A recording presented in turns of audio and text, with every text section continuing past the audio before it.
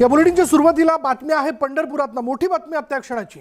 रुक्मिणी मातेच्या मूर्तीवर 2 वर्षांपूर्वी वज्रलेप करण्यात आला होता। मात्र काही दिवसांपूर्वी मूर्तीवरील वज्रलेप निघाल्याने मंदिर संस्थांच्या हे लक्षात आलं आणि मूर्तीचं संरक्षण आणि संवर्धन करण्यासाठी पुरातन विभागाने 2 वर्षांपूर्वी वज्रलेप केला होता। वज्रलेप निघाल्याने रुक्मिणी मातेच्या मूर्तीला धोका पोहोचण्याची शक्यता आहे। त्यामुळे वेळीच आता पुन्हा एकदा पुरातत्व खात्याच्या सूचना लक्षात घेऊन निघालेला वज्रलेप आणि त्या वज्रलेप जर तो वज्रलेप निघाला असेल तर तिथं पुन्हा काही करता येऊ शकतं का, किंवा मग पदस्पर्श दर्शन काही कालावधी करता थांबवून परत एकदा वज्रलेप करून हे दर्शन सुरू करता येईल का, अशा वेगवेगळ्या गोष्टींचा विचार होणं फार गरजेचं आहे। शेवटी पुरातन काळातली ही मूर्ती आहे आणि अशा वेळी अनेक लोकांचं हे श्रद्धास्थान आहे, लाखो भाविकांचं हे श्रद्धास्थान आहे आणि माता रुक्मिणीच्या पायाचा वज्रलेप म्हणजे पावलांचा वज्रलेप या मूर्तीचा निघालेला असेल तर मात्र भाविकांना हे बघणं आणि त्याचं दर्शन घेणं सुद्धा हे या अर्थाने वेदनादायी असू शकतं की थोडीशी भग्न अवस्था जी आहे ती काही वेळेला दिसायला लागते। म्हणून परत एकदा हा वज्रलेप होऊ शकतो का, हा देखील एक महत्त्वाचा मुद्दा या ठिकाणी आहे।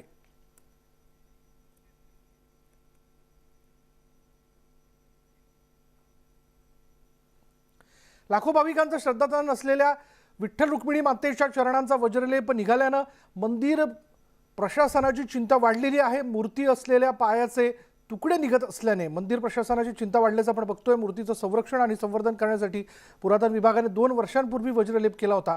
मंदिर समितीने बैठक घेऊन उपाययोजना करणार असल्याचं म्हटलेलं आहे आणि यावर मंदिर समितीचे सह अध्यक्ष हबप गहिनीनाथ महाराज औसेकर देखील या विषयाला घेऊन लक्ष घालून आहेत। त्यामुळे हा सगळ्यांच्या जिव्हाळ्याचा आणि चिंतेचा विषय आहे की जर केलेला वज्रलेप निघत असेल तर पुन्हा एकदा तिथं काय करता येऊ शकतं। अर्थात ते पुरातत्व खातं सुचवेल, कारण 2 वर्षांपूर्वी पुरातत्व खात्याच्या सूचनेनुसार आणि त्यांनी पाठवलेल्या तज्ज्ञांच्याच टीमकडनं हा वज्रलेप करण्यात आलेला होता। याविषयी बोलण्यासाठी आपल्याबरोबर आहेत रामकृष्ण महाराज वीर। महाराज रामकृष्ण हरी। बरं, रामकृष्ण महाराज वीर यांच्याशी आपण बोलूच, पण वीरेंद्र उत्पात आत्ता क्षणाला आपल्याबरोबर आहे। वीरेंद्र, आता जर वज्रलेप निघालाय तर त्यावरती त्वरित काय करता येण्यासारखं आहे? पुरातत्व विभागाला संपर्क करण्यात आलेला आहे का? विशाल, आज मंदिर समितीचे सहअध्यक्ष यांनी सांगितलेलं आहे की आम्ही लवकरात लवकर बैठक घेऊ आणि नेमकं कशामुळे ही समस्या उद्भवली आहे त्याच्यावर चर्चा करू। परंतु एकंदरीत असं दिसतंय की पुरातत्व खात्याने जे सूचना केल्या होत्या त्या पाळल्या नसल्यामुळे ही समस्या उद्भवली असं एकंदरीत दिसत आहे। जे गर्भगृहामध्ये आधुनिकतेच्या ह्याच्या खाली नावाखाली जे काय ग्रेनाइट बसवण्यात आलं आहे आणि एसी असू देत, लाईट असू देत, या सगळ्या गोष्टींमुळे त्याचा परिणाम ह्या मूर्तींवर होतोय हे त्यांनी निदर्शनास आणून दिलं होतं आणि त्या गोष्टी ग्रेनाइट सहित सगळ्या हटवण्यात याव्यात अशा सूचना दिल्या होत्या। मात्र त्या पाळल्या गेलेल्या दिसत नसल्यामुळे हे वज्रलेप निघालेला आहे आणि त्यामुळे पुढील धोका निर्माण झालेला आहे। विशाल, पण मग आता त्वरित काय करता येऊ शकतं? म्हणजे आज एकादशीच्या या सगळ्या दर्शन सोहळ्याच्या निमित्ताने आपण पाहतोय काही दिवसांपूर्वीच भाविकांना पदस्पर्श दर्शन जे ते सुरू झालेलं आहे, त्यांचा आनंद खरं तर टोकाचा आहे। अशा वेळी मग पदस्पर्श दर्शन बंद करणार का, असा काही विचार केला जातोय का? शेवटी भाविक देखील समजून घेऊ शकतात की मूर्तीचे पावलं जे आहेत त्यातला वज्रलेप जो तो निघालेला आहे। खर तर तो निर्णय पूर्णपणे मंदिर समितीने घ्यायला पाहिजे, परंतु त्या जो स्पर्श दर्शन आहे ते नुकतंच चालू झालेलं आहे आणि त्याच्यावर काही उपाययोजना करता येईल का हे विठ्ठल रुक्मिणी मंदिर समितीने म्हणजे त्यांनी हा विचार करून त्याच्यावर निर्णय घेणं आवश्यक आहे। सद्यस्थितीत तर तशी परिस्थिती आहे। विशाल, वीरेंद्र, 2 वर्षापूर्वी हा वज्रलेप करण्यात आलेला होता। अर्थात हा केल्यानंतर पुरातत्व खात्याने काही सूचना देखील दिलेल्या असतील। उदाहरणादाखल की मूर्तीला जो अभिषेक घातला जातो किंवा पंचामृत अभिषेक असतो त्यामध्ये नेमकं काय वापरलं पाहिजे, कशा पद्धतीने किती वेळेस हा अभिषेक झाला पाहिजे, अशा वेगवेगळ्या सूचना असू शकतात आणि या सूचनांचं कितपत पालन झालेलं आहे हे जाणून घेणं फार महत्त्वाचं ठरेल. पण या सगळ्या पार्श्वभूमीवर आम्ही बोललेलो आहे मंदिर समितीचे सहअध्यक्ष गैनीनाथ महाराज औसेकर यांच्याशी. बघूयात त्यांनी काय म्हटलं.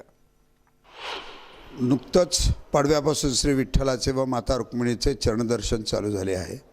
चरणदर्शन चालू झाल्यानंतर असे निदर्शनास आलेले आहे की जो वज्रलेप झालेला आहे चरणाला, आईसाहेबांच्या चरणाला, कारण आईसाहेबांच्या मूर्तीला वज्रलेप हा होत नाही, कारण ती शाळीग्रामाची मूर्ती असल्यामुळे फक्त चरणालाच वज्रलेप होतो आणि तो वज्रलेप झालेला थोडासा निघालेला आपल्याला दिसून येत आहे.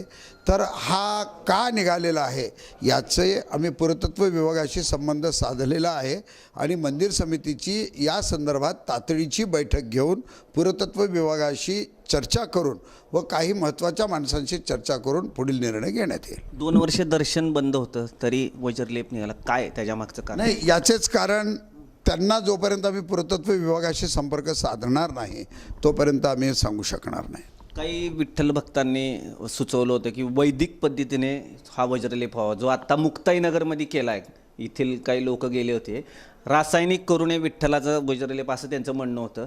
वज्रलेप जर का वैदिक पद्धतीने केला असता तर ही वेळ आली नसती असं त्यांचं म्हणणं आहे. काय वाटते? नाही, आम्ही म्हणजे अनेकांचे मतं आहेत आणि प्रत्येकाची इच्छा अशीच आहे की विठ्ठल मूर्ती व माता रुक्मिणीच्या मूर्तीचं संवर्धन हे झालंच पाहिजे.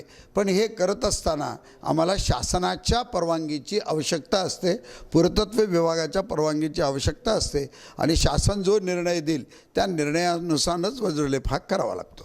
पुरातत्व विभागाने काही सूचना केल्या होत्या की जे बदल झालेले आहेत त्याच्यामुळं जे मूळ ढाचा आहे तो धोक्यात येऊ शकतो आणि अशा पद्धतीने काही समस्या निर्माण होऊ शकतात. त्याचं पालन झालं नाही असं वाटतंय? असं म्हणता येणार नाही, कारण आदरणीय पागेसाहेबांच्या काळात जो वज्रलेप झाला व त्यापूर्वी काही जो वज्रलेप झाला त्यापूर्वीसुद्धा ग्रेनाईट, मार्बल हे होतंच. हे असतानासुद्धा 5 ते 8 वर्षाच्या काळामध्ये हा वज्रलेप हा टिकलेला होता. पण हा वज्रलेप एवढ्या लवकर का निघाला व विशेषतः दर्शन नसतानाही का निघाला हे जोपर्यंत आम्ही त्यांच्याशी चर्चा करणार नाही तोपर्यंत सांगू शकणार. पंढरपूरहून वीरेंद्रसिंह उत्पात, न्यूज 18 लोकमत. पुढे बघूयात. राज्यामध्ये विजेची मागणी वाढत असल्याने अख्ख्या महाराष्ट्रात भारनियमन करण्यात येणार आहे. राज्यावर अनेक दिवसांपासून विजेचं संकट घोंघावतंय. राज्यात रोज 2800 ते 3000 मेगावॅट विजेची तूट पाहायला मिळते.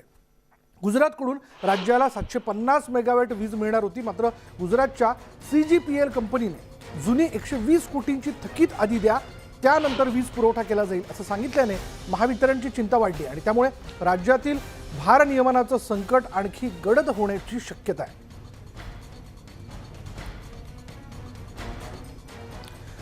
बोलूयात, आमचे प्रतिनिधी तुषार कोहळे आपल्या बरोबर आहे. तुषार, खरं तर CGPL कंपनीने साहजिक आहे की आधी थकीत द्या आणि मग आम्ही वीज पुरवठा करू, कारण या सगळ्याच्यामध्ये अर्थात देणं घेणं किंवा व्यवहाराचा मुद्दा जो तोही अधिक महत्त्वाचा असतो. पण अशा सगळ्या पार्श्वभूमीवर जर तिथून नकार मिळालेला असेल तर पर्यायी व्यवस्था काय करण्यात येते? राज्य सरकारकडे जर का सध्याच्या परिस्थितीमध्ये बघितलं तर पर्यायी व्यवस्था नाही, कारण की इतर राज्याकडनंच आपल्याला वीज खरेदी करावी लागेल. केंद्र सरकारचं जे NTPC असतं, NTPC कडनं आपल्याला वीज मिळत असते, मात्र संपूर्ण देशामध्येच कोळशाचं संकट आहे ना, विजेची एकाएक मागणी वाढली. त्यामुळे जी NTPC आपल्याला दिवसाला 9000 ते 10000 मेगावॅट वीज पुरवठा करत होती ती आता सध्या 6000 मेगावॅट वीज पुरवठा करत आहे. त्यामुळे जो 3000 मेगावॅटचा जो तुटवडा आपल्याला पाहायला मिळतो त्याचं प्रमुख कारण हे दिसतं. सोबतच राज्यात एकाएक मागणी वाढली, त्यामुळे महाजनकोवर देखील अधिक भार पडत आहे. महाजनकोला जो अतिरिक्त कोळसा पाहिजे तो त्या प्रमाणामध्ये मिळत नाही. जर का तुम्ही राज्याची दिवसाची मागणी बघितली तर ती 28000 मेगावॅट आहे आणि राज्याचं जे प्रमुख विजेचं सोर्स सध्या आपल्याकडे जे हक्काचं उपलब्ध आहे ते 2 आहे. एक तर म्हणजे महाजनकोकडनं जी विजेची पुरवठा केला जातो तो 8300 मेगावॅटचा आहे जवळपास, आणि खाजगी जे वीज वेगवेगळे औष्णिक विद्युत केंद्र आहेत त्यांच्याकडनं साधारण 9000 मेगावॅट वीज घेतली जाते. म्हणजे साधारण दिवसाला 17500 मेगावॅट राज्याची एवढी विजेचा पुरवठा राज्यामध्ये होत आहे. मात्र जर का आपण राज्याची मागणी बघितली तर ती जवळपास 28000 मेगावॅट पेक्षा जास्त आहे. मग साधारण हा जो 10 ते 11,000 मेगावॅटचा जो विजेची गरज आहे ती एनटीपीसीवर नेहमी राज्याला अवलंबून राहावं लागत आहे. मात्र एनटीपीसी कडे तेवढी वीज नाही, साधारण ते 6,000 ते 7,000 मेगावॅट देतात. त्यामुळे राज्याच्या ग्रामीण भागामध्ये लोडशेडिंगला सुरुवात देखील झालेली आहे. आता याचं पूर्ण खापर राज्य सरकारवर फोडलं जात आहे. राज्य सरकार देखील त्या प्रमाणात तितकी जबाबदार आहे, कारण की महाजनकोची उत्पादन क्षमता आहे ती मर्यादित आहे. खाजगी औष्णिक विद्युत केंद्र आहे त्यांची क्षमता देखील मर्यादित आहे. तर अशा परिस्थितीमध्ये महाजनको कडे दुसरा पर्याय नाही आणि राज्य सरकारकडे देखील दुसरा पर्याय नाही. आता गुजरातच्या कंपनीकडनं वीज घ्यायचा निर्णय घेतलेला होता. 750 मेगावॅट वीज ही गुजरातमधनं खरेदी केली जाईल अशी राज्य सरकारने या संदर्भात निर्णय घेतला. पण आपण जर का बघितलं तर CGPL कंपनी आहे गुजरातची, त्यांनी आधी सांगितलं की त्यांची जुनी 120 कोटीची थकीत आहे ती जेव्हापर्यंत तुम्ही देणार नाही तेव्हापर्यंत आम्ही तुम्हाला वीज पुरवठा करणार नाही. आता राज्याकडे जे वेगवेगळे ऑप्शन आहे त्यापैकी गुजरात एक ऑप्शन आहे, त्यानंतर कर्नाटक एक ऑप्शन आहे. तर हे दोन पर्याय बघता आणि त्या राज्यातली विजेची मागणी आणि तिथला पुरवठा बघता हे दोन पर्याय उपलब्ध आहे. मात्र राज्य सरकारला आता पहिले गुजरातला 120 कोटी रुपये द्यावे लागेल, त्यानंतरच गुजरातकडनं वीज मिळणार आहे. त्यामुळे आता यातनं कसा तोडगा काढला जाईल हा देखील बघणं महत्त्वाचा विषय राहील. पण महत्त्वाची गोष्ट की ही संकट आता काही पुढच्या 1 महिने संपण्याची शक्यता वाटत नाही, कारण की संपूर्ण देशामध्ये कोळशाची एकाएक मागणी वाढलेली आहे. कोळसा उपलब्ध आहे मात्र त्या वॅगन्स लागतात, रेल्वेच्या ज्या वॅगन्स लागतात जो कोळसा पुरवायला अत्यंत मदत करत असतात त्या वॅगनचाच तुटवडा आहे. त्यामुळे अशा परिस्थितीमध्ये पुढच्या 1 महिन्यामध्ये तरी लोड शेडिंग पासून राज्यातल्या नागरिकांना दिलासा मिळेल असं वाटत नाही. राज्य सरकारची जी उत्पादन क्षमता आहे ती मर्यादित असल्यामुळे राज्याला इतर राज्यांवर किंवा केंद्र सरकारवरच अवलंबून राहावं लागेल. ते मदत करेल तरच राज्याच्या नागरिकांना लोड शेडिंग पासून दिलासा मिळू शकतो. धन्यवाद तुषार या सगळ्या माहितीबद्दल. पर्यायी व्यवस्था जी आहे ती राज्य सरकार करण्याचा प्रयत्न करते, पण तुर्तास आपण नागरिक म्हणून आपली जबाबदारी असेल या सगळ्या ह्याच्यात की वीज आपण खूप सांभाळून वापरली पाहिजे, त्याचा अति अपव्यय होता कामा नये. पुढे पाहूयात. महत्त्वाची बातमी अशी की कोल्हापुरात पोटनिवडणुकीचं मतदान आज पार पडतंय. पालकमंत्री सतेज पाटील आणि भाजपचे प्रदेशाध्यक्ष चंद्रकांत पाटील यांची प्रतिष्ठा जी आहे ती पणाला लागली आहे. कोल्हापुरात मतदान केंद्राच्या बाहेर मतदारांनी रांगा लावल्यात, तर काँग्रेसच्या उमेदवार जयश्री जाधव यांनी मतदान केलंय. महागाई विरोधात कोल्हापूरची जनता मतदान करून महाविकास आघाडीलाच विजयी करेल असा विश्वास पालकमंत्री सतेज पाटील यांनी व्यक्त केलाय. काय सांगाल, मतदारांचा प्रचंड उत्साह मतदान केंद्रावरती पाहायला मिळते, रांगा लागलेले आहेत? नाही, प्रचंड उत्साहात लोक बाहेर पडलेले आहेत आणि कोल्हापूरच्या स्वाभिमानाची लढाई असल्यामुळं कोल्हापूरकर उत्साहानं बाहेर पडलेले आहेत. आणि मला विश्वास आहे की महाविकास आघाडीच्या उमेदवार जयश्रीताई 100% मताधिक्यानं निवडून येतील अशी खात्री आहे. एकंदरीत प्रचाराची रणनीती सगळी पाहिली गेली तर वैयक्तिक पातळीवरून अगदी हिंदुत्वाच्या मुद्द्यापर्यंत हा सगळा प्रचार रंगला होता. काय वाटते, काय विश्वास वाटते? नाही, पुरोगामी कोल्हापूर आहे आणि कोल्हापूरनं नेहमीच शाहू महाराजांचा विचार जोपासण्याचं काम केलेलं आहे. मुळात ही निवडणूक स्थानिक विषयावरची आहे की चंद्रकांत जाधव 5 वर्ष आमदार होते, दुर्दैवाने त्यांचा मृत्यू झाला आणि कोल्हापूर उत्तरमधून महिला आमदार पहिल्यांदा करण्याची संधी कोल्हापूरकरांना मिळते. बाहेरून भाजपनं कुमक मागवली, कोल्हापूरकरांचं मन वळवण्याचा, काल पैसे वाटण्याचा कार्यक्रम दुर्दैवानं पार्टी विथ डिफरन्स म्हणणाऱ्यांचा पर्दाफाश या ठिकाणी झाला आणि हे सगळं लोकांनी त्या ठिकाणी बघितलेलं आहे. आणि म्हणून आम्हाला विश्वास आहे की महाविकास आघाडीलाच लोक पसंती या ठिकाणी देतील आणि कोल्हापूरकर जयश्रीताईसारख्या भगिनीच्या पाठीमागं निश्चितपणे आशीर्वाद देतील. कॅमेरामन प्रशांत मोहितेसह ज्ञानेश्वर साळुंखे, न्यूज 18 लोकमत, कोल्हापूर. चला आता या क्षणाचा अपडेट काय जाणून घेऊयात. आमचे प्रतिनिधी ज्ञानेश्वर साळुंखे आपल्याबरोबर.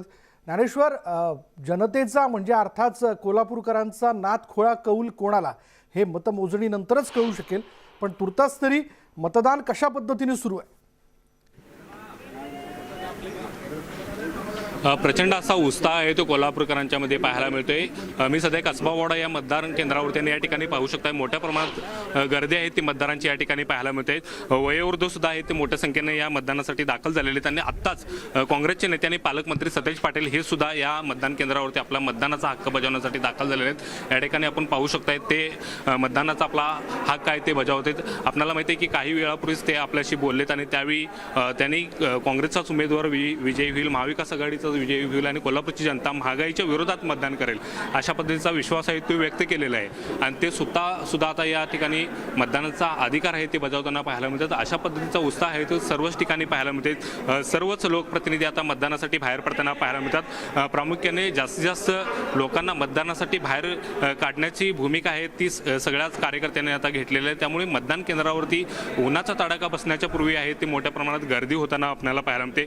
खरं तर या निवडणुकीमध्ये 2,91,000 मतं आहेत. मात्र प्रामुख्याने सर्वाधिक मतं आहेत ती महिलांची आहेत आणि महिला मतदारांना बाहेर काढण्याचं काम आहे ते आता सगळ्याच पातळीवरती होताना पाहायला मिळतात आणि महिला मतदारांचा कौल आहे तो या निवडणुकीमध्ये महत्त्वाचा ठरणार आहे आणि त्यामुळे महिलांचा मुद्दा घेऊन या निवडणुकीमध्ये प्रचाराची यंत्रणा सुद्धा राबली होती आणि शेवटच्या पातळीवरती हिंदुत्वाचा मुद्दा सुद्धा या ठिकाणी घेतला गेला होता आणि त्यामुळे या मतदानाच्या मध्ये एक प्रकारची अशी चुरस निर्माण झाली होती. अत्यंत प्रतिष्ठेची ही निवडणूक आहे ती होताना पाहायला मिळते. पालकमंत्री सतेज पाटील आणि चंद्रकांतदादा पाटील या दोघांची प्रतिष्ठा या निमित्तानं पणाला लागलेली आणि भाजप या निवडणुकीमध्ये आपला 107वा आमदार विजयी होईल अशा पद्धतीचा विश्वास या ठिकाणी व्यक्त करताना पाहायला मिळते. मात्र दुसऱ्या बाजूला काँग्रेसनं सुद्धा आपल्या विजयाचा दावा आहे तो केलेला आहे. या ठिकाणी पालकमंत्री सतेज पाटील हे स्वतः या ठिकाणी मतदान करताना आपल्याला पाहायला मिळतात आणि मतदान करून ते आपला मतदानाचा हक्क बजावत आहेत आणि काँग्रेसचाच उमेदवार विजयी होईल असा त्यांना विश्वास आहे. एकूणच पाहायला गेलं तर मतदानामध्ये प्रचंड अशी चुरस आहे ती निर्माण झालेली आहे. दोन्ही बाजूंना मतदारांना बाहेर काढण्याचा प्रयत्न आहे तो होताना पाहायला मिळतोय आणि त्याचमुळे मतदान केंद्रावरती मोठ्या प्रमाणात रांगा लागल्याचा आणि प्रचंड असा उत्साह आहे तो या उत्साह कोल्हापूरमध्ये पाहायला मिळतो आणि या उत्साहामध्येच आहे ते संपूर्ण मतदान प्रक्रिया आहे ती पार पडताना पाहायला मिळतात. मोठ्या प्रमाणात रांगा आहेत ते मतदान केंद्रावरती लागलेले आहेत. 357 मतदान केंद्रावरती ही मतदान प्रक्रिया पूर्ण होताना पाहायला मिळते आणि सतेज पाटील यांनी आता आपल्या मतदानाचा हक्क आहे तो या ठिकाणी बजावलेला आहे. एकूणच पाहायला गेलं तर प्रचंड असा उत्साह या मतदानामध्ये आहे आणि सगळे कोल्हापूरकर आता मतदानाला या ठिकाणी उतरत आहेत आणि आपला मतदानाचा हक्क बजावून सर्वाधिक मतदानाची जी परंपरा आहे ती कायम ठेवताना पाहायला मिळतात. पाहावं लागेल आता निकाल 16 तारखेला आणि या निकालामध्ये कोल्हापूरकर कुणाला कौल देतात. धन्यवाद ज्ञानेश्वर या सगळ्या माहितीबद्दल. तर पाहूयात कोल्हापूरकरांचा हा नाद खोळा कौल नेमका कोणाच्या बाजूने असेल. पण तुर्तास्त्री कोल्हापूरकर या पोटनिवडणुकीसाठी मतदान करण्याकरता घराच्या बाहेर पडतायत, मतदान करतात. सकाळच्या वेळी लवकरात लवकर हे मतदान आटपून घ्यावं या अर्थाने प्रत्येकाचा प्रयत्न, कारण दुपारनंतर उकाडा जो आहे तो वाढतो, उष्मा वाढतो. त्यामुळे मतदार आता कोणाला निवडून आणतात हे बघणं फार महत्त्वाचं ठरेल. जाऊयात नागपुरात. नागपूर जिल्ह्यामध्ये रेती तस्करांचा सुळसुळाट सुरू आहे. पारशिवनी तालुक्यातील साहोली, वाघोडा, पारडी, वलनी या घाटांवरून 90,538 ब्रास रेतीची चोरी झाल्याचं समोर आलंय, ज्याची किंमत बघा किती आहे. 97 कोटी 80 लाख रुपये इतकीची किंमत आहे. तर संपूर्ण जिल्ह्यामध्ये हा आकडा 1,000 कोटींच्या वर असल्याची शक्यता वर्तवली जाते. यामध्ये स्थानिक राजकीय नेत्यांचा हात असल्याचा आरोप केला जातोय. बोलूयात आमचे प्रतिनिधी तुषार कोहळे आपल्याबरोबर आहे. तुषार, साधारण संपूर्ण जिल्ह्याचा विचार केला तर 1,000 कोटींची रेती जी आहे ती वाळू माफियांनी हातोहात लंपास केली किंवा चोरली असं आपण म्हणूयात. म्हणजे याकडे कोणाचंच लक्ष नाही, या पाठीमागे नेमका कोणाचा हात आहे? विशाल, निश्चित अत्यंत धक्कादायक हा संपूर्ण प्रकार आहे. जर का आपण विचार करायचं झालं तर नागपूर जिल्ह्यामध्ये कन्हान नदी हे रेतीचं खूप मोठं केंद्र आहे. म्हणजे मध्य प्रदेशमधनं जेव्हा कन्हान नदी महाराष्ट्रामध्ये प्रवेश करते तेव्हा मोठ्या प्रमाणामध्ये ती रेती आपल्यासोबत घेऊन येते आणि मग जेव्हा या वेगवेगळ्या घाटांवर तिथे रेती साचते त्याचे वेगवेगळे लिलाव होतात आणि ती रेतीची विक्री केली जाते. मात्र ज्या घाटांची लिलाव झाले नसतात त्या घाटावर जी रेती पडून असते त्याची मोठ्या प्रमाणामध्ये चोरी होताना पाहायला मिळतं आणि या घटनेमधनं ते अधोरेखित झालेलं आहे. जर का आपण बघितलं तर यामध्ये वाघोडा, साहोली, पारडी आणि वलनी या 4 घाटावर मागच्या काही महिन्यामध्ये, फक्त मागच्या काही महिन्यातले जे आकडा आहे, या मागच्या काही महिन्यामध्ये 90,538 ब्रासची रेतीची चोरी झाल्याचं उघड झालेलं आहे. नागपूरच्या जिल्हाधिकारी आर विमला यांनी या संदर्भात एक चौकशी लावलेली होती आणि श्री गुरु कन्सल्टन्सीच्या माध्यमातून या संपूर्ण रेती चोरीची चौकशी करण्यात आलेली होती. त्यामध्ये हा धक्कादायक माहिती पुढे आलेली आहे की साधारण जवळपास 97 कोटीची ही रेती चोरी करण्यात आलेली आहे आणि आता त्याच्या संदर्भातला दंड सहित ही संपूर्ण जी वसुली आहे ही करण्याचा प्रयत्न महसूल विभागाकडनं केला जात आहे. मात्र जर का तुम्ही बघितलं तर फक्त 4 घाटावरती ही रेती चोरी आहे. आणखी वेगवेगळ्या घाटाचा जर का विचार केला तर असं बोललं जातं की हा आकडा 1000 कोटीच्या वर असेल. आणि यामध्ये सर्व पक्षीय स्थानिक नेते गुंतलेले आहे. म्हणजे सर्व पक्ष वेगवेगळ्या पक्षाचे वेगवेगळे प्रभाव क्षेत्र आहे किंवा मतदारसंघाच्या माध्यमातून त्यांचे कार्यकर्तेच ह्या कामामध्ये गुंतले असल्याचा आरोप देखील होत आहे. त्यामुळे या संदर्भात गुन्हा दाखल होऊन यांची उच्चस्तरीय चौकशी व्हावी अशी देखील मागणी होत आहे. कारण की साधारण 97 कोटीचा महसूल हा महसूल विभागाचा एक प्रकारे राज्य सरकारचा आहे. तो राज्य सरकारला मिळाला असता मात्र रेती चोरी करणारे किंवा जे रेती माफिया असतात त्यांच्या माध्यमातून कशा प्रकारे याची लूट केली गेली हे पाहायला मिळालं. त्यामुळे आता राज्य सरकार या संदर्भात काय भूमिका घेते किंवा नागपूरच्या जिल्हाधिकारी नेमकं काय भूमिका घेतात हे देखील बघणं महत्त्वाचं राहणार आहे. पण फक्त 4 घाटावरनं जर का 97 कोटीची रेती चोरी होत असेल तर उर्वरित जिल्ह्याची काय परिस्थिती याची कल्पना आपल्याला येऊ शकते. त्यामुळे निश्चित अत्यंत धक्कादायक असा हा प्रकार आहे. जिल्हाधिकाऱ्यांनी या संपूर्ण प्रकरणाची चौकशी केल्यानंतर हे वास्तव उघड झालेलं आहे. कारण की अनेक वेळा असे आरोप होतात की पोलीस विभाग असेल महसूल विभागाचे कर्मचारी असेल ह्या रेती माफियासोबत हातमिळवणी करतात. त्यामुळे कधी ही चोरी पुढे येत नाही. त्यामुळे नागपूरच्या जिल्हाधिकाऱ्यांनी खाजगी संस्थेमार्फत याची पहिले चौकशी केली आणि त्या चौकशीमध्ये हे धक्कादायक वास्तव पुढे आलं आहे. विशाल, धन्यवाद तुषार या सगळ्या माहितीबद्दल. साधारण 1000 कोटींच्या रेतीची ही चोरी झालेली आहे आणि यामध्ये आपण जर विचार केला तर राज्य शासनाचा फार मोठा महसूल बुडाला आहे आणि याचा शोध लावावाच लागणार आहे. पुढे पाहूयात, झारखंडमधील देवघरमध्ये घडलेल्या रोपवे दुर्घटनेनंतर अद्यापही या ठिकाणी काही पर्यटक अडकून पडलेत. 15 जण ट्रॉलीत अडकले असून त्यांच्या सुटकेसाठी शर्थीचे प्रयत्न सुरू आहेत. अशात एक धक्कादायक व्हिडिओ समोर आला. यात रेस्क्यू ऑपरेशन वेळी इंडियन एअरफोर्सच्या हेलिकॉप्टरमधून एक जण खाली पडला आणि हा थरार कॅमेऱ्यात कैद झालाय. काळजाचा ठोका चुकवणारी दृश्य आहेत. कशा प्रकारे हा व्यक्ती बघा, हेलिकॉप्टरमध्ये त्याला वरती खेचलं जात आहे पण तो लटकलेला आहे आणि याच हेलिकॉप्टरमधून हा व्यक्ती खाली पडल्याचं समोर आले. बापरे, अजूनही 15 जण त्या रोपवेमध्ये अडकलेले आहेत. रोपवे दुर्घटनेनंतर बचाव कार्य जे आहे ते लष्कराच्या हेलिकॉप्टरच्या माध्यमातून केलं जात आहे. बोलूयात आमचे प्रतिनिधी प्रशांत लीला रामदास आपल्याबरोबर आहेत. प्रशांत, आत्ताचा अपडेट काय या घटनेबद्दल? महत्वाचं म्हणजे असा 3रा दिवस आहे साधारणतः ही घटना घडल्यानंतर आणि अजूनही रेस्क्यू ऑपरेशन चालू आहे. भारतीय वायुसेनेच्या मदतीने हे रेस्क्यू ऑपरेशन सुरू असल्याची माहिती पुढे आलेली आहे.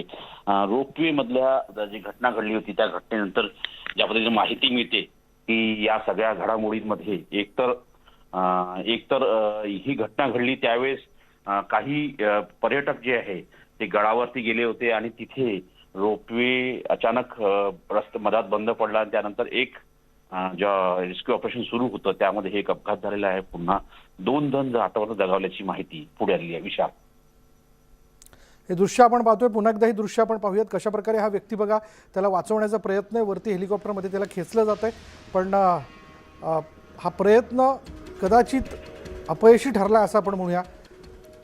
दोन्ही बाजूनी प्रयत्न होत असणार. हा व्यक्ती लटकलेला होता, त्याला वरती खेचण्याचा हा जवान प्रयत्न करतोय पण हे प्रयत्न यशस्वी होऊ शकले नाहीत. आतापर्यंत या रोपवे दुर्घटनेमध्ये 2 जणांचा मृत्यू झालाय. रेस्क्यू ऑपरेशनचा हा थरारक धक्कादायक असा व्हिडिओ आहे.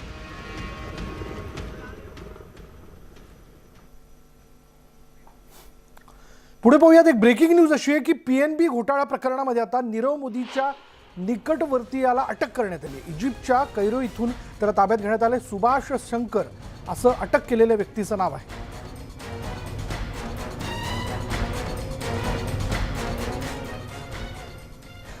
यानंतर दिवसभराच्या बातम्यांमध्ये इथेच थांबणार आहोत. पहा फक्त न्यूज 18 लोकमत.